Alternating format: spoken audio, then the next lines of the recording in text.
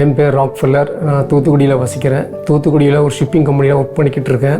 எனக்கு கல்யாணமாகி 2 பெண் பிள்ளைகள் இருக்கிறாங்க. 25 வருஷமாக வீசிங் பிரச்சனைகள்லாம் ரொம்ப கஷ்டப்பட்டேன். டெய்லி நான் வேலைக்கு போயிட்டு வரும்போது நைட்டு 3 மணி அளவில் எனக்கு ரொம்ப மூச்சு திணறல் பயங்கரமாக வரும். சளி அடைச்சிக்கிட்டு மூச்சு விட முடியாமல் எப்படி பண்ணிகிட்டு இருப்பேன். ஒன்றுமே பண்ண முடியாது. அந்த சமயத்தில் எங்கள் அம்மா இருந்துச்சு போய் ஒரு ஹாட் வாட்டர் கொஞ்சம் போட்டு கொடுப்பாங்க. கொடுத்தாலுமே அது கொஞ்சம் நேரம் தான் நிற்கும். அது பிறகு இதாக திரும்ப மூச்சு விடாது. நைட்டு முழுவதும் தூக்கமே இருக்காது. இந்த பிரச்சனை ஒரு நாள் இல்லை, டெய்லி இந்த பிரச்சனை வந்துக்கிட்டே இருக்கும். ரொம்ப நாளாக கஷ்டப்பட்டுக்கிட்டே இருந்தேன் நானும். குளிர்காலம் வந்தாலே நான் வெளியே போனாலே இந்த குளிர்ந்த காற்று என் காற்றுக்குள்ளே போன உடனே எனக்கு சளி பிடிச்சிருது. உடனே வீசிங் வந்துடும். அந்த சமயத்தில் உனக்கு ரொம்ப கஷ்டமாக இருக்கும். வெளியிடங்களுக்கும் சரியாக என்னால் போகவும் முடியாது, வரவும் முடியாது. என் கையில் எப்போவுமே பஃப் இருக்கும். இந்த வீசிங் வரும்போதெல்லாம் நான் அதை அடிச்சுக்கிட்டே இருப்பேன். நான் ஆசைப்பட்டது எதுவுமே என்னையால் சாப்பிட முடியாது. நான் ஒரு மோர் சாப்பிட்டாலும் சரி, தயிர் சாப்பிட்டு வந்தாலும் சரி, ஐஸ்கிரீம் சாப்பிட்டு வந்தாலும் சரி, எந்த ஐட்டங்களும் என்னையால் சாப்பிட முடியாது. குளிர்ந்த ஆகாரங்கள் எதுவுமே என்னையால் சாப்பிட முடியாது. எனக்கு இந்த வீசிங் ப்ராப்ளம் இருக்கிறதுனால எப்போவுமே நான் சோர்வாக தான் இருப்பேன்.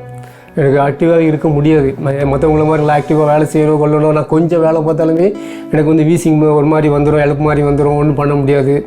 அப்படியே விட்டுருவேன். எந்த வேலையை எடுத்தாலும் டக்குன்னு அப்படியே விட்டுருவேன்.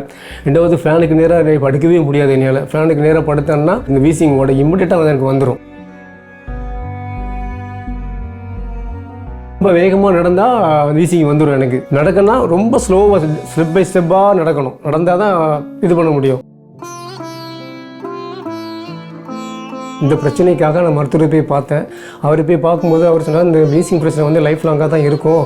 நீங்கள் டேப்லெட் எடுத்தாலுமே உங்களுக்கு சுத்தமாக குணமாகாது, லைஃப் லாங்காகவும் இருக்க தான் செய்யும். அப்பப்போ நீங்கள் வெளியெல்லாம் எங்கேயும் போகும்போது அந்த பஃப் அடிச்சுக்கிறீங்க. பஃப் வர டைம்லாம் பஃப் அடிச்சுக்கிட்டிங்கன்னா கொஞ்சம் ரிலீஃப் கிடைக்கும். இதை வச்சு தான் நீங்கள் ஃபுல்லாகவே இருக்க முடியும். இந்த வீசிங் இல்லை உயிரோடு இருப்போமோ இருக்க மாட்டோமோ அப்படியே ஒரு மன கவலை வேறு எனக்கு அதிகமாக இருக்கும். மன வேதனை அதிகமாக இருக்கும். எனக்கு இது அடிக்கடி வந்துக்கிட்டே இருக்குது. இதுக்கு ஒரு தீர்வு கிடையாதா அப்படின்னு நான் எப்போ பார்த்தாலுமே நான் யோசிச்சுக்கிட்டே இருப்பேன்.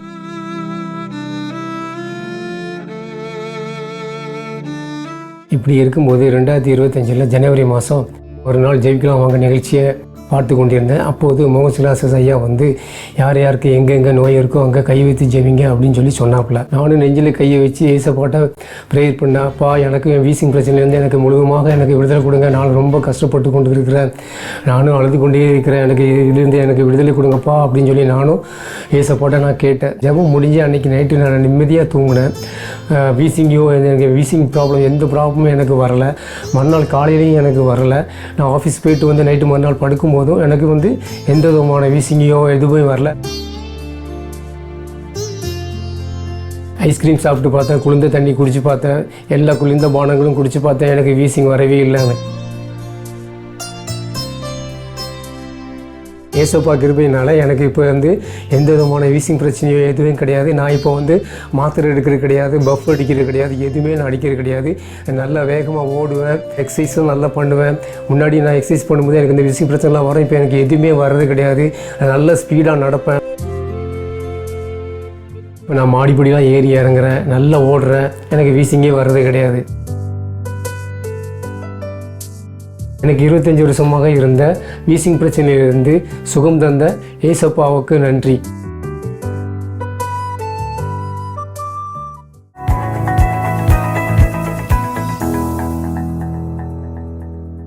பிரியமானவர்களே, இயேசு கிறிஸ்துவின் நிதான நாமத்தில் உங்களுக்கு எங்களுடைய அன்பின் வாழ்த்துக்கள்.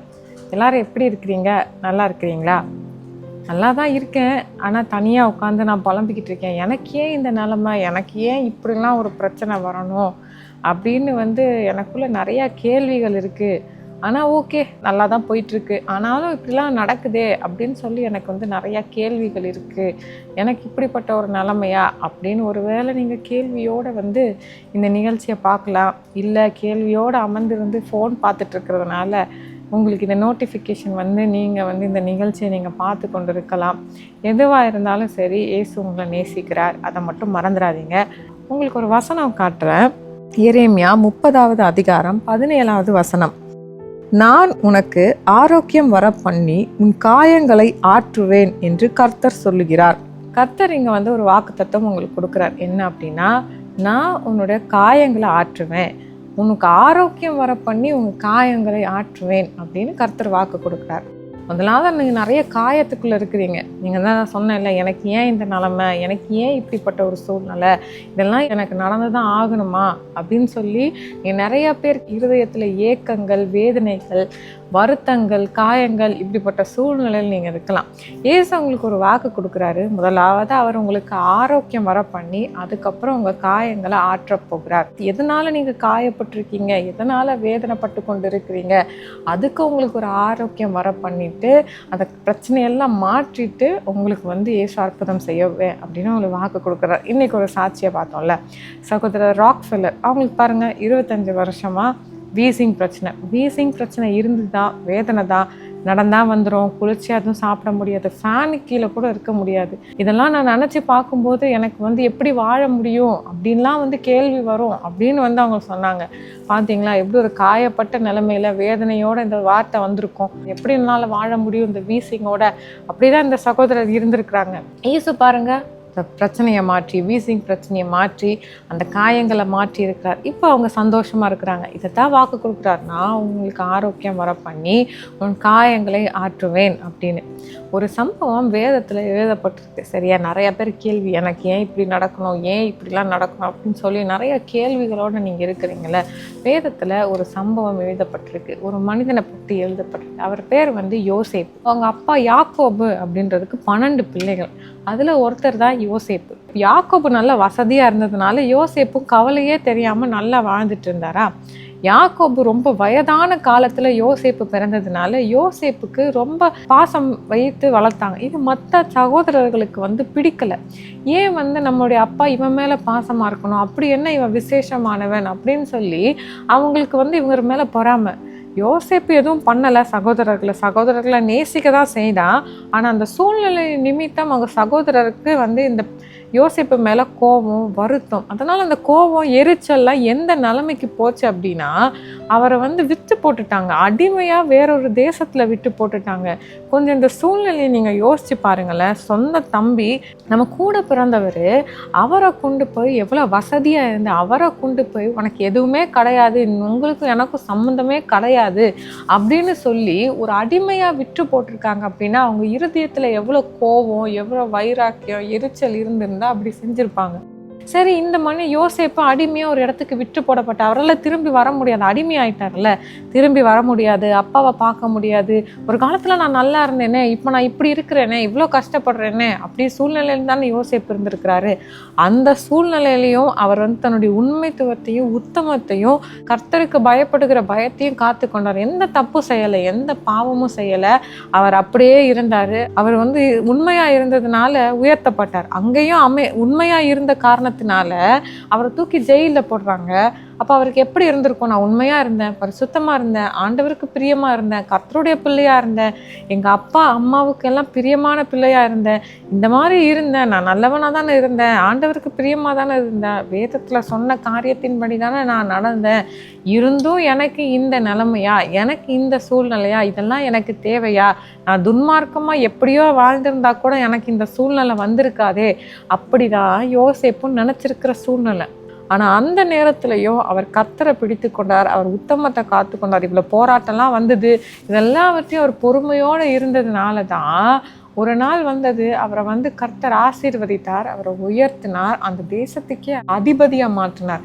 ஒரு நாள் அடிமையாக இருந்தார், இன்னொரு நாள் அதிபதியாக இருந்தார். கர்த்தரால் எல்லாம் செய்ய முடியும், இயேசுவால் என்ன வேணால் செய்ய முடியும். அதனால் இப்போ இருக்கிற வியாதி, இப்போ இருக்கிற சூழ்நிலை, இப்போ இருக்கிற அடிமைத்தனம், இப்போ இருக்கிற கசப்புகள், இதெல்லாம் வச்சு இப்படி தான் நம்ம வாழ்க்கை இருக்க போகுது அப்படின்னு நீங்கள் நினச்சிடாதீங்க. நாள் ஒன்று வரும், ஆண்டவர் உயர்த்துவார். அப்போ ஏன் இப்போ எனக்கு இந்த சோதனை, ஏன் எனக்கு இப்படிலாம் நடக்குது அப்படின்னு சில கேள்விகள் வரலாம். பாருங்க, யோசேப்பு அண்ணன் மேலே இருக்கிற வருத்தங்களோடு அவன் தேசத்துக்கு அதிபதியாக இருந்திருந்தான்னு வைங்களேன், என்ன ஆயிருக்கும்? தேசத்தில் இருக்கிற ஜனங்களுக்கு அவன் உண்மையாக எல்லா காரியத்தையும் செஞ்சிருப்பான்னு நினைக்கிறீங்களா? இல்லை, அந்த கோபம், அந்த வைராக்கியம், அதெல்லாம் அவன் ஆளுகை செய்யும் போது அது வெளிப்படும். அது மட்டும் இல்லை, எந்த சகோதரர் அவனுக்கு ஒதுக்கி வைத்தாங்களோ அதே சகோதரர் யோசேப்பு கிட்ட உதவின்னு வந்தாங்க.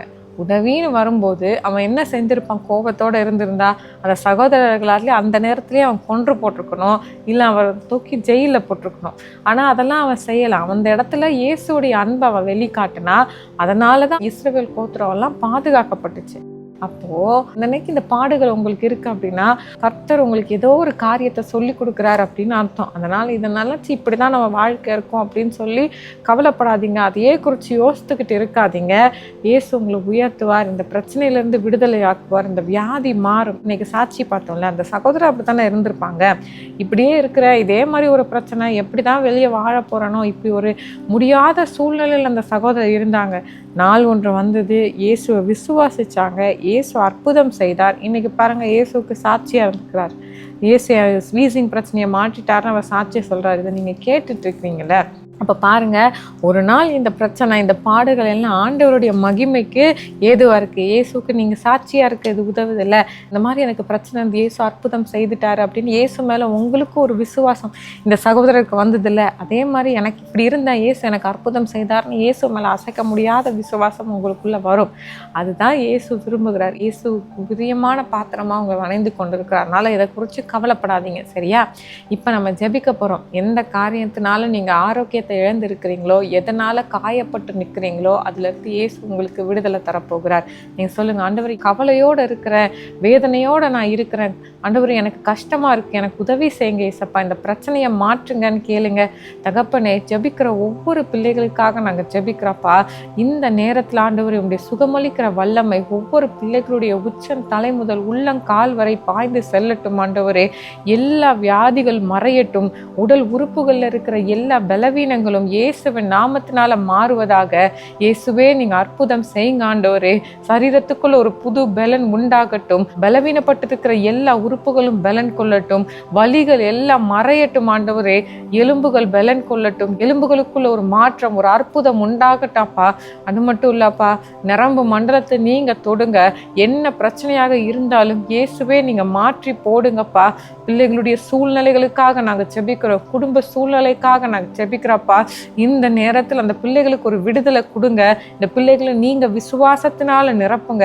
அவங்க பயந்திருக்கிற காரியத்துல அப்படி ஒன்றும் சம்பவிக்காதபடிக்கப்பா நீங்க பாதுகாத்து கொள்ளுங்க ஆண்டவரே. நீங்க இந்த பிள்ளைகளை தலை நிமிர்ந்து வாழ பண்ணுகிறதற்காக ஸ்தோத்திரம். இந்த பிள்ளைகளுடைய இருதயத்துல இருக்கிற அந்த கசப்புகள், வெறுப்புகள், வைராக்கியங்களுக்காக நாங்க ஜெபிக்கிறப்பா. ஆண்டவரே, ஆவியானவர் இந்த பிள்ளைகளுடைய இருதயத்துல அசைவாடுங்க. அந்த காரியங்கள் எல்லாம் மறைய பண்ணுங்க. ஒரு சந்தோஷமும் சமாதானமும் உம்முடைய அன்பும் பிள்ளைகளுடைய இருதயத்துல உண்டாகட்டும். என் ஜெபத்தை கேட்டதற்காக ஸ்தோத்திரம். இயேசுவின் நாமத்தினாலே ஆமேன். நம்ம ஜெபிச்சிருக்கிறோம். இயேசு அற்புதம் செய்திருக்கிறாரு. அற்புதத்தை எதிர்பாருங்க. ஆமேன். For further details and prayer support, contact Jesus Redeems Ministries, Nalumavudi, Thuthukudi District, 628-211.